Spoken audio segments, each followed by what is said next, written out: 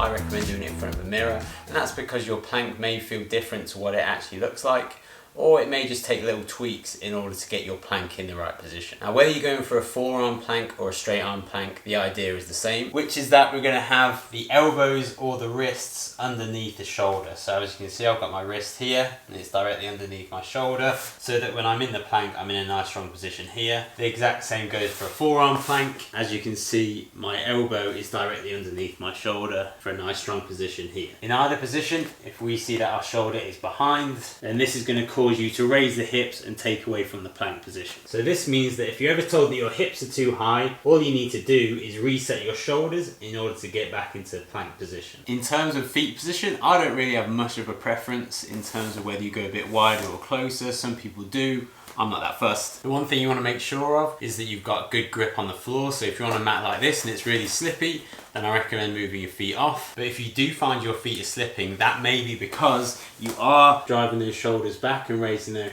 hips, causing you to put more weight in the feet, causing them to slip backwards. So if you're finding that your feet are slipping a lot, then that may be the cause. Once you've established the basics when it comes to the feet and the shoulders, the rest of the plank is all about the core. And when it comes to the core, because wrongly positioned shoulders tends to cause your bum to be in the air, we don't have to worry about that. All we need to worry about is our hips sagging. That's when the core is not doing what it should be. So if you find yourself in this position here, when you're looking in the mirror where you can see your hips are almost sagging toward the floor and you're finding it hard to keep them up, that's where we need to focus on the core. And what we need to do is tuck the hips up almost around the back into a nice strong hollow plank position. Although we think of a plank as a nice flat position, the core and the torso really needs to tuck up in order to engage the core and therefore being a strong plank position. So just a quick example here, if I'm extended out here, then the core is switched off. I need to tuck up and engage that core in order to have a nice strong plank. Now if you want some more information on how to do that, check out my hollow video. If you've watched the hollow video and understand how to engage the core, all you've got to do is do it in the same plank position. So we're looking to avoid arching the back by tilting the hips up